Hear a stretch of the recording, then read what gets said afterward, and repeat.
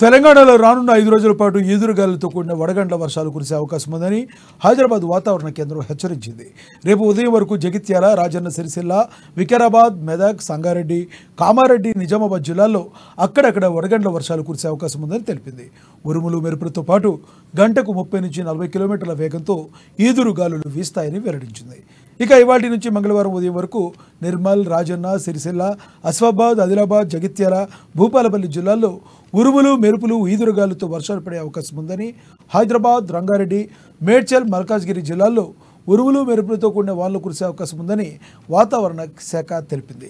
మంగళవారం నుంచి బుధవారం వరకు సంగారెడ్డి, వికారాబాద్, నల్గొండ, కరీంనగర్, కామారెడ్డి, మెదక్, ఆదిలాబాద్, మహబూబ్ నగర్, పెద్దపల్లి, భూపాలపల్లి, ములుగు, రంగారెడ్డి, హైదరాబాద్, మల్కాజ్గిరి, నారాయణపేట, వనపర్తి, నాగర్ కర్నూల్, జోగులాంబ, గద్వాల జిల్లాలకు ఎల్లో అలర్ట్ జారీ చేసింది. బుధవారం నుంచి శుక్రవారం వరకు రాష్ట్ర వ్యాప్తంగా పలు జిల్లాల్లో వర్షాలు కురిసే అవకాశం ఉందని తెలిపింది.